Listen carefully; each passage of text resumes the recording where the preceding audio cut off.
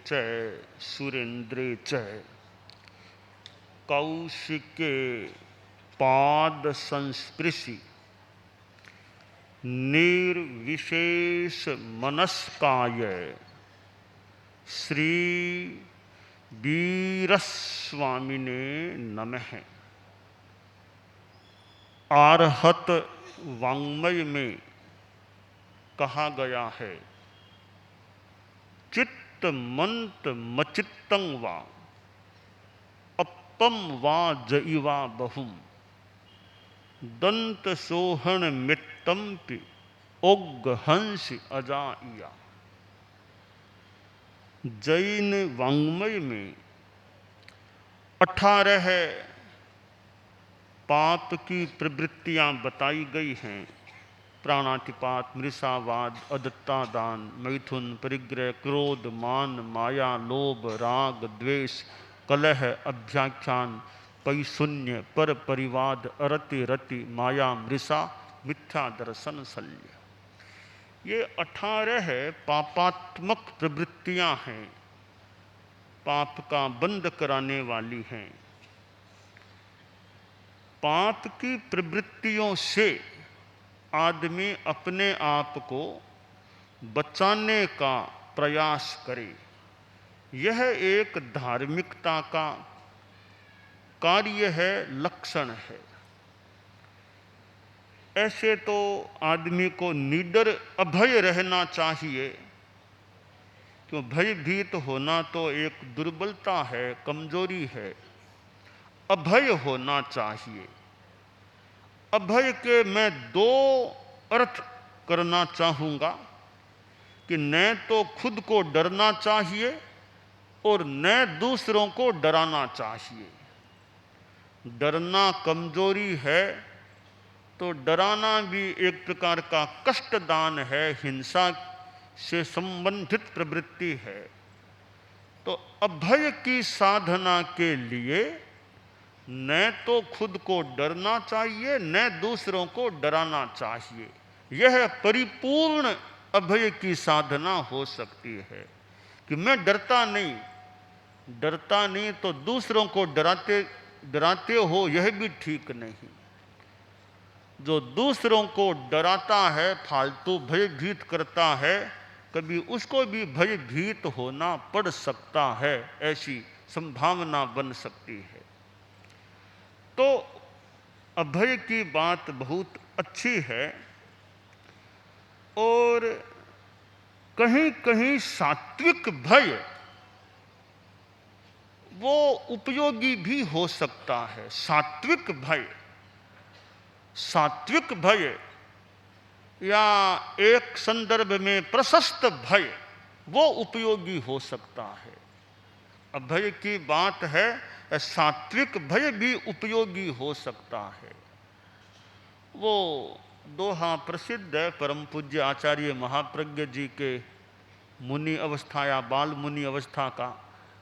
परम पूज्य कालुगणी के पास बाल मुनि के रूप में आचार्य महाप्रज्ञ जी मुनि नथमल जी के रूप में रहते थे। तो वो दोहा, हर डर गुरु डर गांव डर, डर करणी में सार, तुलसी डरे सो ऊबरे, गाफिल खावे मार। मैं इस घटना प्रसंग में विशेष नहीं जाना चाहूँगा। संभवतः कालुगणी ने यह दोहा सिखाया था मुनिश्री नथमल जी, मुनिश्री बुद्धमल जी स्वामी को। तो इसमें डरने की बात भी है। जैसे गुरु से डरो, गुरु से डरना सात्विक भय है। कोई यह कह दे कि मुझे डर नहीं लगता गुरु का, तो यह थोड़ी कहीं उच्छृंखलता की ध्वनि हो सकती है कि मुझे डर नहीं लगता, जाओ कह दो।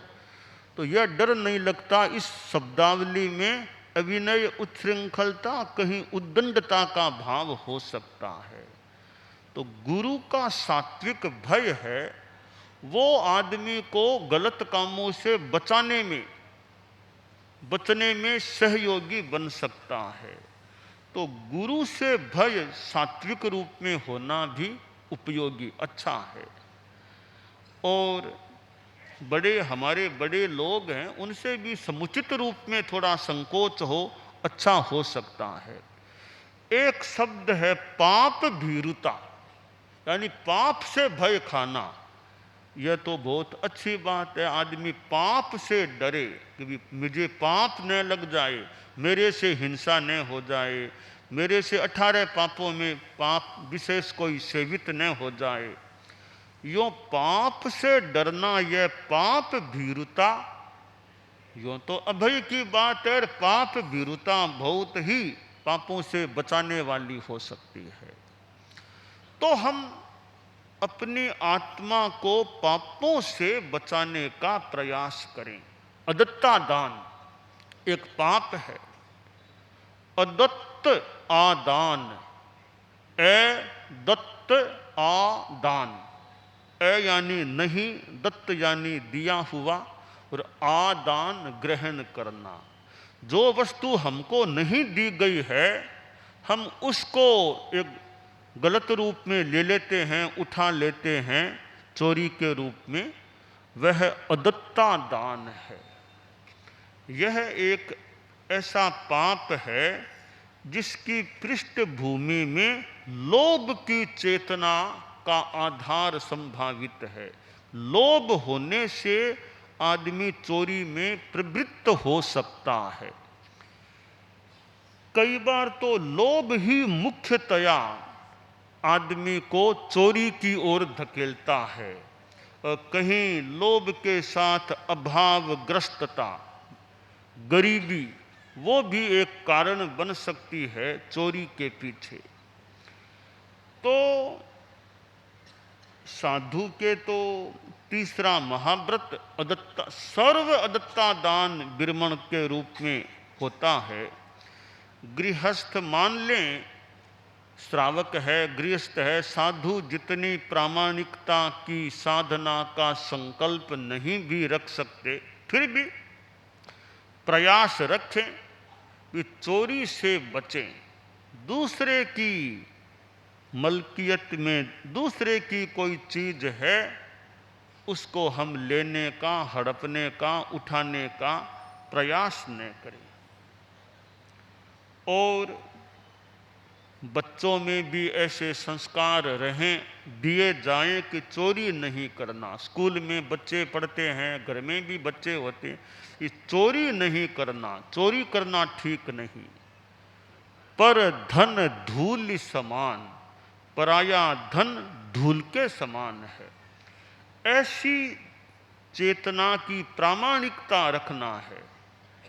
प्रामाणिकता के लिए चोरी नहीं करना और मुंह से गलत बात नहीं बोलना, झूठ नहीं बोलना, ये दो आयाम हैं प्रामाणिकता के। एक आयाम है चोरी नहीं करना, दूसरा आयाम है झूठ नहीं बोलना, न झूठ बात लिखना।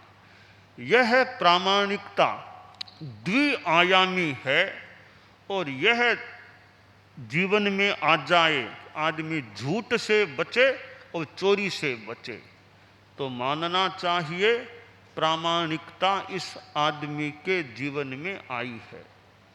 आप लोग गृहस्थ हैं, दुकान, ऑफिस, फैक्ट्री, धंधा, इंडस्ट्री, कितनी कितनी चीज़ें आपसे जुड़ी हुई हो सकती हैं। और इस सारे आर्थिक जगत में आदमी प्रामाणिकता कितनी रखता है। ठीक है, पैसे का आपके लिए तो बहुत मूल्य हो सकता है, साधुओं की, ठीक है, साधुओं को इतना सीधा कोई पैसे से संबंध नहीं है। परोक्ष में किसी रूप में हो भी जाए, सीधा साधुओं का इतना संबंध नहीं है। पर गृहस्थों का जीवन तो सामान्यतया पैसे से जुड़ा हुआ होता है, और गृहस्थ के पास पैसा न हो तो समस्या हो सकती है, साधु के पास तो पैसा हो तो समस्या, गृहस्थ के पास पैसा न हो तो समस्या, दोनों ओर समस्या है। साधु के पास कोडी है तो साधु कोडी का साधुपने में बाधा है, गृहस्थ के पास पैसा नहीं है तो गारहस्थ्य में बाधा आ सकती है। इसलिए यह अर्थ, काम, धर्म, मोक्ष, कि गारहस्थ्य का यह जो रथ है एक प्रकार का, उसके दो पहिए हैं, एक अर्थ और दूसरा काम। अब ये दो पहियों वाला जो आजकल ये दो पहियों वाले चलते हैं, दो पहियों वाला रथ मान लें, तो उस पर एक नियंत्रक, वो धर्म इस रूप में रहे, धर्म और मोक्ष उस रथ पर उस रथ के सारथी के रूप में हो कि उत्पथ पर न चला जाए। यह रथ उत्पथ पर न चला जाए तो अर्थ के संदर्भ में भी शुद्धता रहे, आदमी प्रामाणिकता रखे तो आर्थिक शुचिता रह सकती है। यूं ही काम के संदर्भ में इंद्रिय संयम का एक सीमा तक अभ्यास रखे।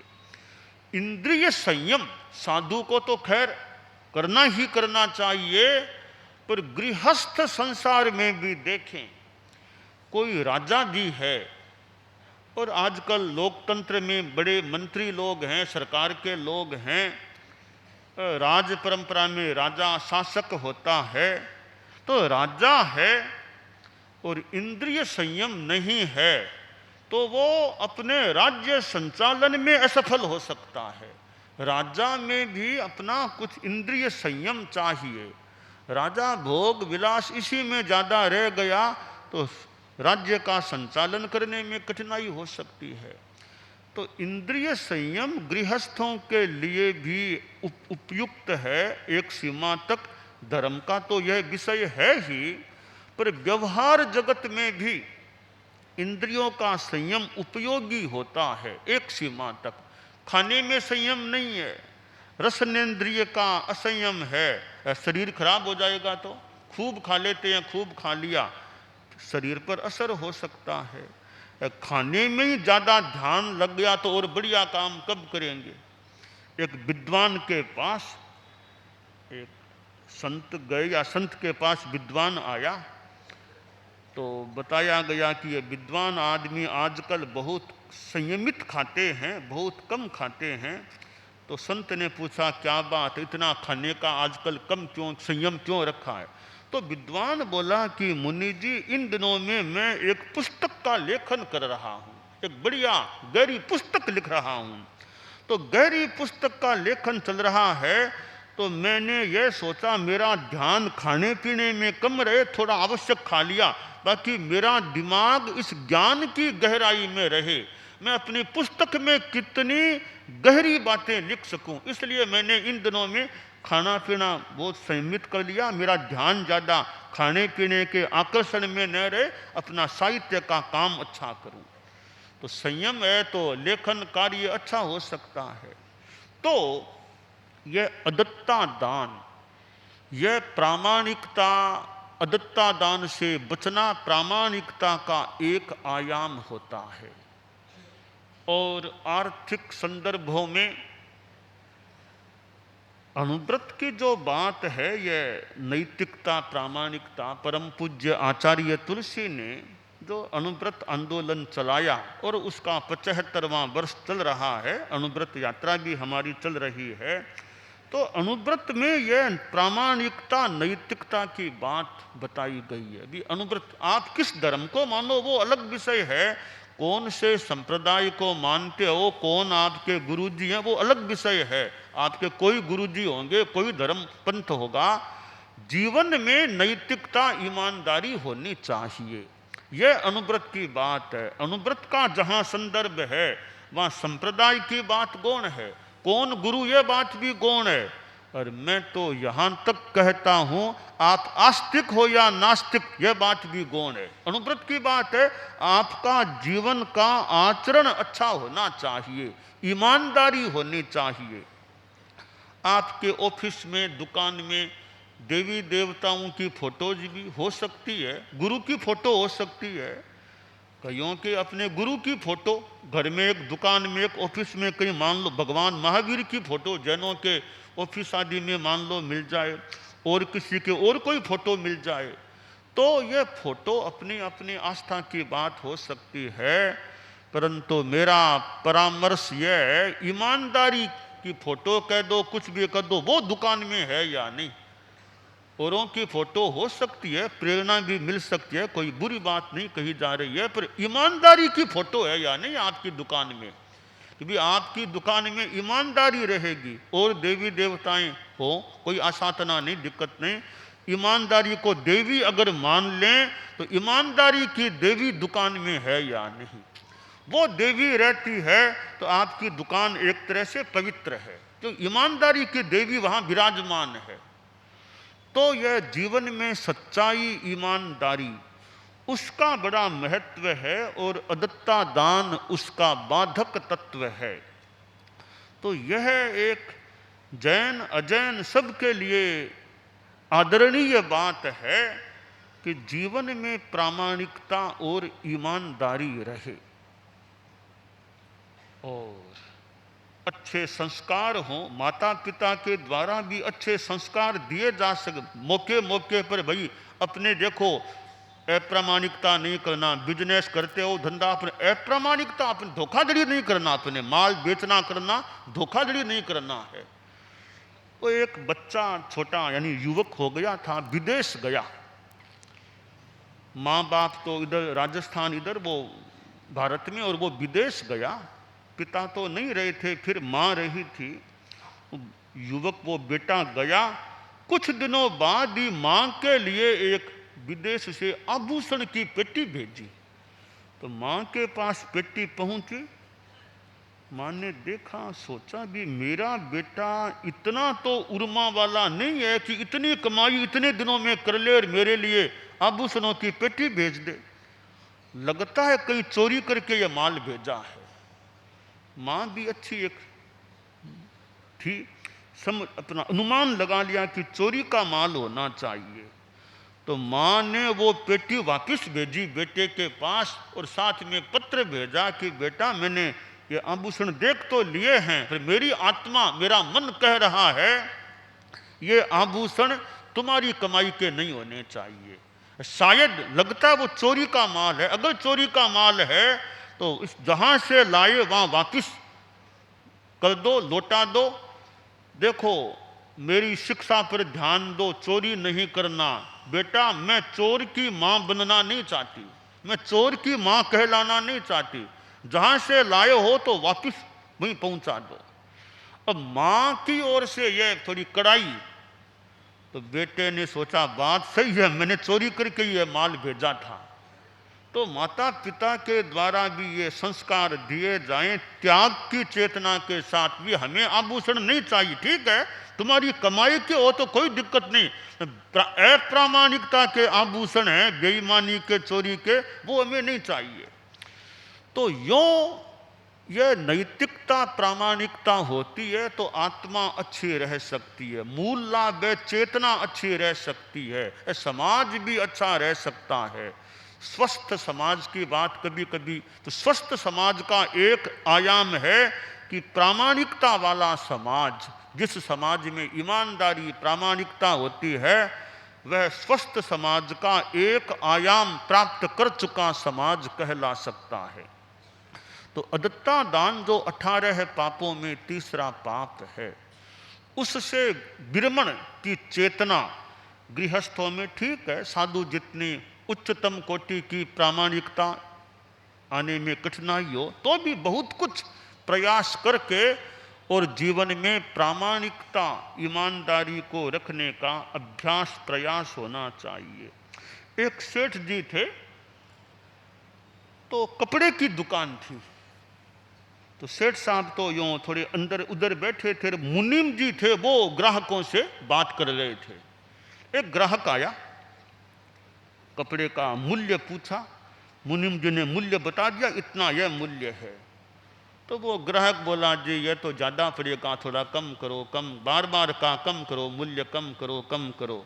तो मुनीम जी ने थोड़ा सा मूल्य कम कर दिया, कपड़ा मापा, कपड़ा मापने में थोड़ी सी कमी रख दी, थोड़ा कम दिया कपड़ा, ताकि हिसाब बराबर बैठ जाए। मूल्य मैंने कम लिया है तो कपड़ा भी मैं कम दूंगा, तो थोड़ी सी यूँ चतुराई से कपड़ा कम दे दिया। तो ग्राहक बाहर निकला तो सेठ जी से कहा, सेठ साहब वो ग्राहक आया था, आपने देखा होगा, बहुत जिद किया, आग्रह किया कि मूल्य कम करो। मैंने मूल्य कम कर दिया और साथ में मैंने कपड़ा भी कम दिया उसको, तो हिसाब हमारा बराबर बैठ जाएगा। सेठ जी बोले, रे ना, ये गड़बड़ बात है, इसको वापस बुलाओ आदमी को, कि वापस बुलाओ, हिसाब दोबारा करो।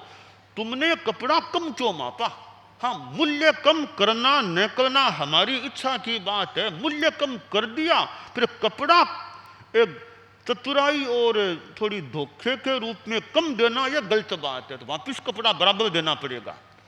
यह प्रामाणिकता की बात है। ये मूल्य कम करो न करो दुकानदार की इच्छा की बात, मूल्य हमारा यही है, भले कम मत करो पर माप के दो, उसमें गड़बड़ी नहीं होनी चाहिए।